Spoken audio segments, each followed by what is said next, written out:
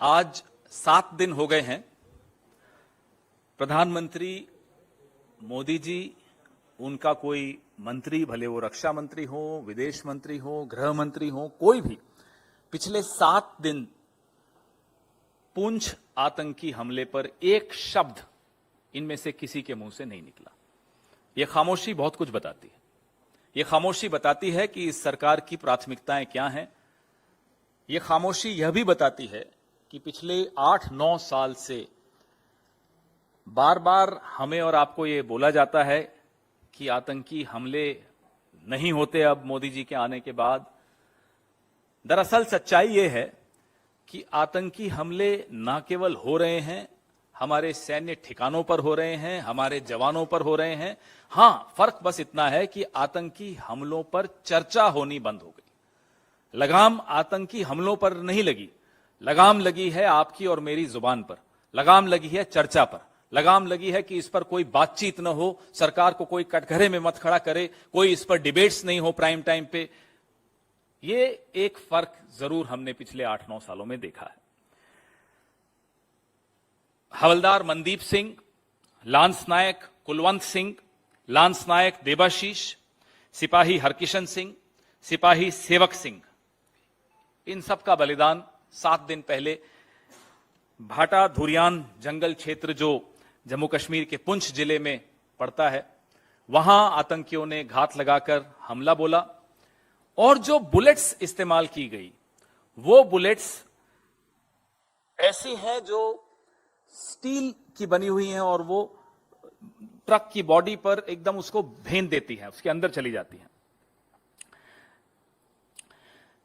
कल जैश-ए-मोहम्मद के प्रतिबंधित आतंकवादी समूह पीपल्स एंटी फासिस्ट फ्रंट ने सेना के ट्रक पर जो हमला हुआ, उसकी बॉडी कैमरा द्वारा जो शूटिंग की गई थी, वो तस्वीर सोशल मीडिया पर कल जारी की गई। पीएएफएफ के प्रवक्ता तनवीर अहमद राठेर ने वायरल तस्वीरों के साथ एक टेक्स्ट भी लिखा जिसमें दावा किया कि ट्रक के चालक को गोलियों की पहले राउंड्स में ही खत्म कर दिया था, मार दिया गया था। अगस्त 2021 में अमेरिका के अफगानिस्तान छोड़ने के बाद नेटो द्वारा इस्तेमाल की जाने वाली अत्याधुनिक पेनिट्रेटिव एंड रिकोशेटिंग स्टील कोर गोलियां ये तालिबान से लश्कर ए तैयबा और जैश-ए-मोहम्मद जैसे आतंकवादी संगठनों के पास पहुंची। ये विश्व स्तरीय रिपोर्ट्स हैं इसके विषय में कि कैसे बख्तरबंद ढाल को ये भेद देती हैं और ये गोलियां अफगानिस्तान युद्ध के दौरान नेटो ने इस्तेमाल की थी। अफगानिस्तान युद्ध खत्म हुआ, तालिबान अब अफगानिस्तान पे काबिज है और ये हथियार जो उस वक्त वहां इस्तेमाल होते थे, अब वो इस तरह के संगठनों के पास आ गए हैं। बड़ी गंभीर रिपोर्ट है ये।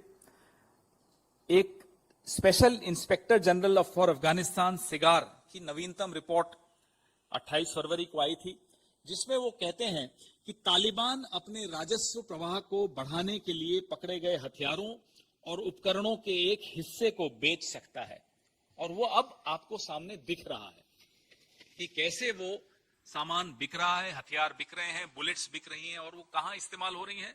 हमारे जवानों के खिलाफ, हमारे सैन्य ठिकानों के खिलाफ लगातार उपयोग में लाई जा रहे हैं।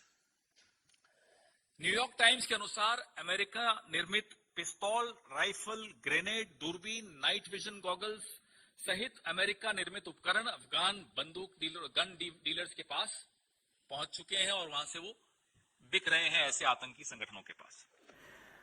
अब इसमें हमें इस बात का बड़ा ध्यान रखना है कि जो हमारी पिछली विदेश नीतियां थी, उसमें जो रुख था तालिबान के प्रति, वो रुख मोदी सरकार ने बदला है और तालिबान के साथ न केवल बातचीत शुरू की है, 2023 के बजट में अफगानिस्तान के लिए 200 करोड़ रुपए की सहायता की भी घोषणा की है। दिसंबर 2022 में काबुल में भारतीय तकनीकी टीम के सदस्यों ने तालिबान के मंत्रियों के साथ चर्चा भी की और भारत के जो प्रोजेक्ट्स हैं वहां उनको वापस से कैसे रिवाइव किया जाए, उनको फिर से नवीनीकरण कैसे किया जाए, उसका आह्वान भी किया।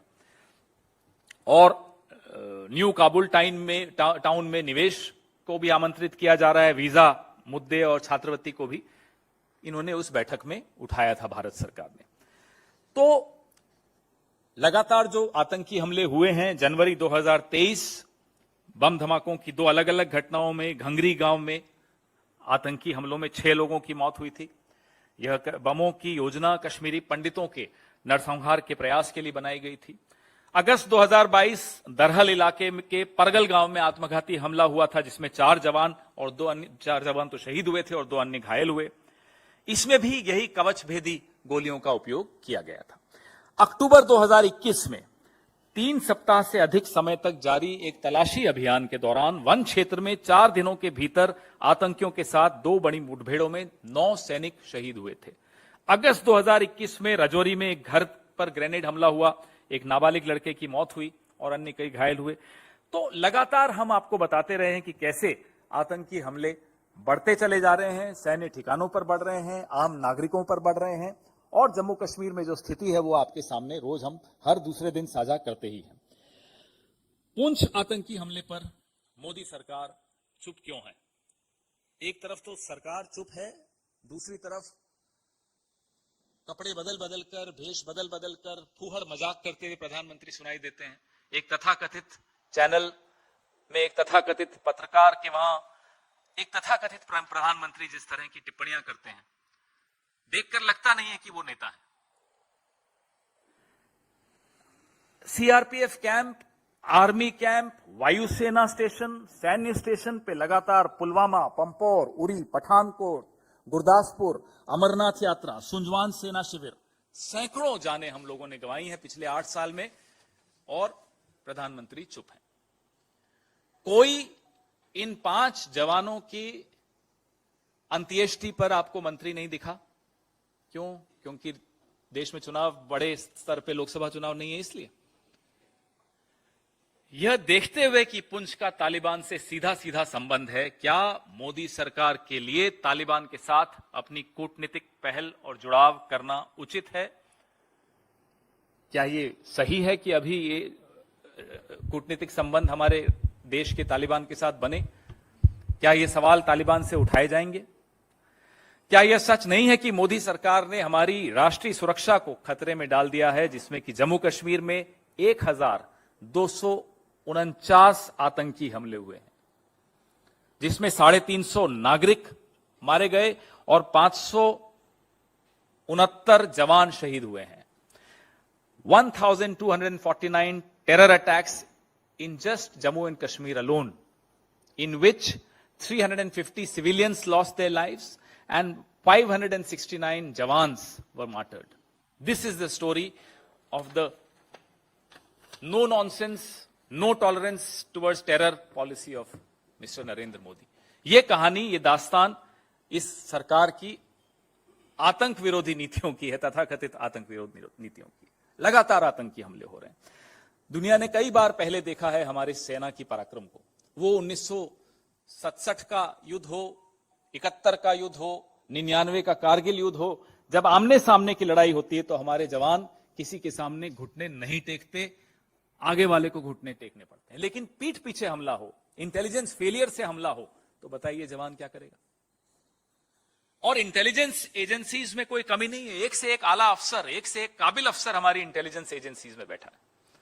लेकिन जब सरकार की प्राथमिकता है कि ये जो आप मेरे सामने बैठे पत्रकारों के मोबाइल में घुसकर इंटेलिजेंस गैदर करनी हो, या हम जैसे लोगों के मोबाइल में घुसकर इंटेलिजेंस गैदर करनी हो, तो जाहिर सी बात है कि आपकी प्राथमिकता राजनीतिक प्रतिद्वंदियों के खिलाफ अपनी इंटेलिजेंस एजेंसीज को इस्तेमाल करने की है, ना कि आतंकियों के खिलाफ करने की। कुछ महीनों के अंतराल के बाद बार बार यह घटना होती है, लेकिन एक अजीब सी सन्नाटेदार चुप्पी सरकार की यहां से सुनाई देती है।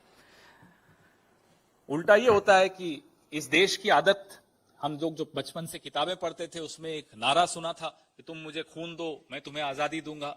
आज जो हमारे तथाकथित नेता बने हुए हैं, उन्हें तुम चुप रहो मैं तुम्हें इनाम दूंगा, मैं तुम्हें गवर्नर ही दूंगा।